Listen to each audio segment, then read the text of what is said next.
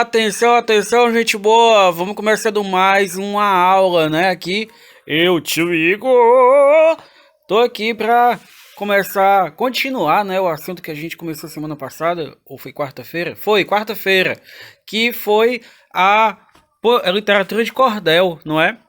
Gente, eu tô tanta saudade de vocês. Enfim, vamos lá, ó. Eu quero que vocês abram o livro aí na página 83 e 84, né? Páginas bonitas. Eu espero vocês abrirem o livro. Eu espero. Tô esperando. Abre o livro, menino! Sim, agora vamos lá. Bom, aí você vai abrir aí o livro na página 83 e 84 e você vai encontrar aí o professor sabe tudo e as respostas de João Grilo. Então eu quero que você abra seu livro e vamos ler, acompanha a leitura, tá bom? Ô papai ou mamãe? Presta atenção se ele tá lendo mesmo, hein? Ou se ele tá só ouvindo. Vamos lá, gente. Ó, o professor sabe tudo e as respostas de João Grilo. Eu trago para o leitor, neste poema de estilo, dois camaradas se vendem sabedoria no quilo. O professor sabe tudo e o renomado João Grilo. Quem não conhece João Grilo, o amarelo sabichão, que já virou personagem de livro de televisão, verá neste folhetim o dito cujo em ação. Lá no meu sertão existe uma escola diferente, onde até mesmo João Grilo já fez prova de repente, e todo mundo aplaudiu esse cabra inteligente. Olhem bem esse debate com o mestre nordestino, que procurou todo jeito para reprovar o menino, já sabendo que o danado tem saber e é muito tino. Vá ligeiro decifrando! Qual verbo que existe que o mesmo pode ter igualzinho ao seu contrário? Tanto faz você reler do começo para o fim, ou do fim se pretender. Passando a página, gente, calma aí. João Grilo agora. Professor, pensei bastante. Encontrei esta verdade. Este verbo tem que ser de bastante utilidade, pois se chama reviver, parecido com saudade. Preste atenção, seu João Grilo. Esta agora lhe atrasa. Me diga o bicho que pula bem mais alto que uma casa. Acredito desta vez, vou quebrar sua asa. Eu lhe digo, amado mestre, sua pergunta é bem chula. Para respondê-la contento, não precisa nem ler bula. Qualquer bichinho faz isso, pois casa nunca pula. Seu João Grilo, pense bem, sou homem sério e não brinco. E quando estou trabalhando, faço tudo com afinco. Diga quando 2 mais 2 na soma é igual a 5. Com a pergunta do mestre, João deu uma gargalhada. E falou: meu professor, responde de uma lapada. 2 mais 2 é igual a 5 quando a conta tá errada. Oh, que menino sabido, João Grilo do Sertão. Disse tudo direitinho, não errou uma questão. Eu lhe dou a nota 10, com prazer e louvação. Eu, João Grilo, agradeço, dizendo, meu professor, tudo faz para alegrar o sertão com muito amor. Estou muito satisfeito com a nota e o louvor. Palmas! Palmas! Gente, o pessoal daqui de casa nem bateu palmas, gente. Triste. Eu me esforcei. Eu espero que vocês estejam batendo palma aí. Bom, enfim, quero que releiam agora. Papai e mamãe, presta atenção se eles estão lendo. Oi, gente, continuando aqui a nossa aula, tá bom? Depois dessa incrível leitura aí que a gente fez. Vamos ver a diferença de literatura de cordel e repente, certo? O repente feito pelos repentistas é baseado na poesia falada e improvisada, geralmente acompanhado de instrumentos musicais. Então, gente, você vai dizer assim, mas o que é repente, tio? Repente, sabe aquele quando a gente vai à praia ou vai no centro e tem um senhor com uma viola, né? Um ou dois, e ele só fala cantando, as palavras todas rimando, ele só fica improvisando. Igual eu não tô conseguindo. Não, não rima. Mas aquele senhor lá que fica com a viola fazendo rima improvisada, né? Uma poesia na hora, de cabeça, aquele é chamado de repentista. Aquela música que ele canta, aquilo é um poema. Se você perguntar pra ele de novo, tipo, canta de novo, ele não vai saber, entendeu? É algo improvisado. É muito interessante isso, gente. Ele faz de cabeça na hora. Eu acho genial. Vamos lá. Se o repente é cantado, né, ele é baseado no oral, o cordel feito pelos cordelistas é uma poesia popular, com traços da oralidade divulgado nos folhetos. Então, enquanto o repente ele é a própria fala, né, ele é o próprio improviso falado, o cordel ele bebe da é, da oralidade, né? Ele transforma, ele transplanta a oralidade para a escrita, mas o repente ele é cantado e o cordel ele é escrito, né? Contraste da oralidade divulgado em folhetos, tá bom? Então lembre-se disso, o repente é cantado e o cordel é escrito. Continuando, nas feiras de antigamente, com o intuito de vender sua arte, os cordelistas utilizavam técnicas de criatividade para atrair o público. Lembra que eu falei na outra aula sobre isso? Eu peguei e disse que antigamente eles chegavam lá, né, na feira, feira rolando, 3 gatos R$1. E aí eu chegava aqui, botava a caixinha dele, a maletinha, abria, colocava os cordéis, né? E aí começava a declamar, e aí começava a fazer o show dele para vender os cordéis, né? Então tinham várias técnicas para atrair o público. A partir disso, a poesia era recitada e algumas vezes acompanhada de viola, pandeiro, etc. E dramatizada nos locais públicos, como forma de despertar o interesse da população. Foi justamente esse fato que gerou muita confusão em relação ao repente. Então, gente, ó, o que eu falei para vocês foi justamente isso. O repentista, o cordelista chegava lá e fazia uma apresentação, né, do cordel, enquanto o repentista chegava com a violinha e fazia na hora. Então as pessoas confundiram cordel com repente, mas não é. Apesar dos dois serem poesias, né, um falado, o outro escrito, são coisas diferentes, tá bom? São coisas diferentes mesmo. Vamos passando esse slide para continuar a aula. Métrica, gente, esse é um assunto. A partir daqui, preste muita atenção. Momentos de tensão. Tum, tum, tum, tum. Eu sempre quis falar isso, né? Vamos lá. A métrica, gente, ela é como o poema é feito, tá bom? Ela como o ritmo do poema ele é escrito. E vamos dar uma olhada no slide que você vai entender. Como o açougueiro fala, vamos por partes.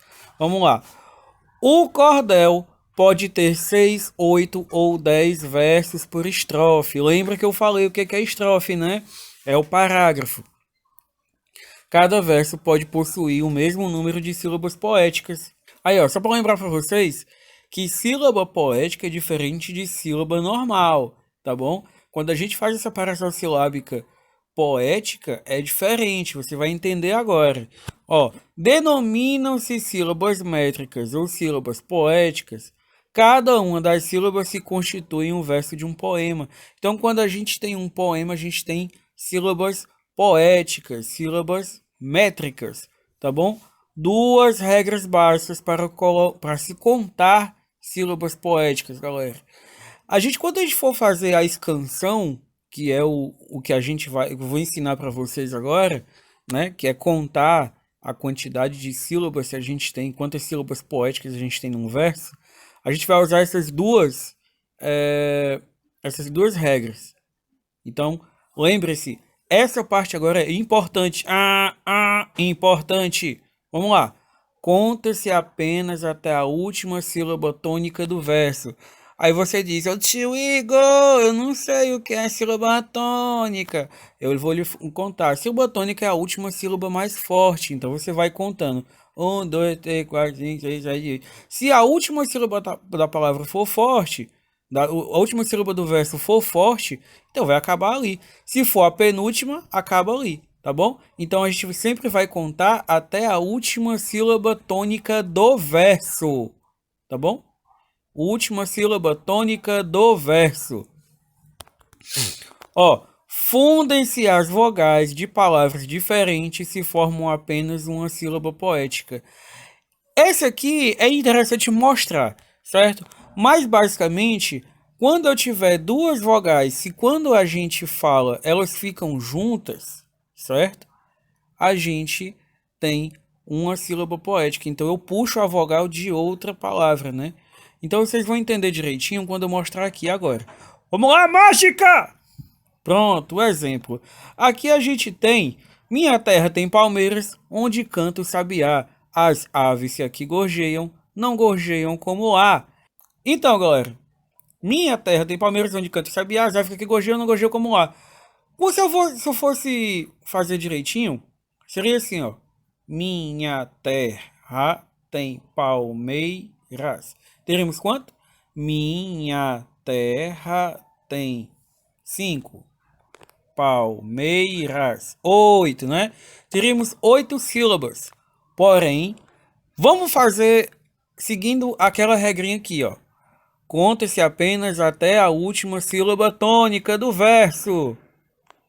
Minha terra tem palmeiras. Então esse ras, ele é tônico? Não, porque a gente fala palmeiras. Então o mei é a última sílaba tônica. Então eu tenho minha terra tem palmeiras. Então, como acaba no mei, então a gente acaba no mei, não acaba no mei. Como acaba na sílaba mei, então a gente só vai contar até ali. Então o nosso verso tem 7 sílabas poéticas. Esse ras não conta mais, tá bom? Vamos lá, vamos continuando. Onde canta o sabiá. Teríamos 8, não é verdade? Mas se eu voltar aqui, a gente vai ver, ó. A gente vai ver aqui, ó. Fundem-se as vogais de palavras diferentes que formam apenas uma sílaba poética. Então, teria aí, ó. Onde, 2, cantam. Aí você diz assim, mas tio, por que que puxou o ó? Quando você fala, você não fala onde canta o sabiá. Você fala onde canta o, não é verdade? Onde canta o. Então, quando eu falo desta forma, né? Canta o naturalmente, esse tá e esse ó se juntam e formam uma sílaba poética. Onde canta o sabiá.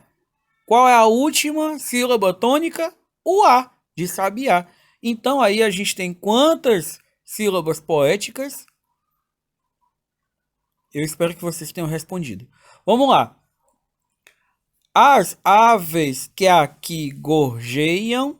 Vamos lá, aqui a gente já tem as duas regras. Vamos voltar para as regras. Abri aqui de novo. Pronto. Contam-se apenas até a última sílaba tônica do verso.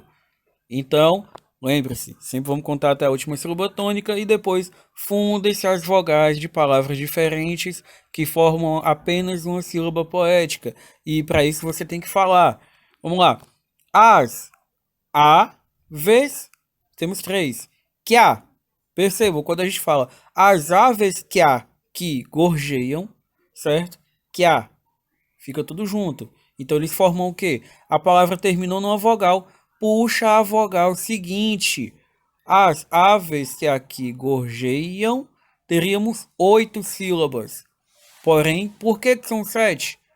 Gorjeiam. Então esse ão não entra e eu vou colocar só até G. Então eu tenho quantas? As aves que aqui gorjeiam. 7 sílabas poéticas, na verdade. Esse an tá fora. E o último verso. Não gorjeiam como lá. Mais uma vez voltando. Conta-se apenas até a última sílaba tônica do verso. Então, eu tenho aqui 7 sílabas poéticas. Porque terminamos na última sílaba tônica, que é o lá. Show? Show? Tranquilão? Suave na nave. Bom, gente, agora que a gente entendeu o que é métrica, né? Vamos agora entender o que é rima. Rimas emparelhadas. Gente, a gente tem alguns tipos de rima, tá bom? Para explicar primeiro. E a gente vai ver algumas agora. Rimas emparelhadas ou rimas paralelas. Elas combinam-se de duas em duas, seguindo o esquema AABB. Ou seja, imagine um estrofe com 4 versos. Lembra que a estrofe é o parágrafo. Verso é a linha. Então, AA, eu digo o que? Então, que a primeira linha rima com a segunda. BB, eu digo que a terceira linha, terceiro verso, rima com o quarto verso. Então, primeiro e segundo verso rimam, terceiro e quarto verso rimam também, tá bom?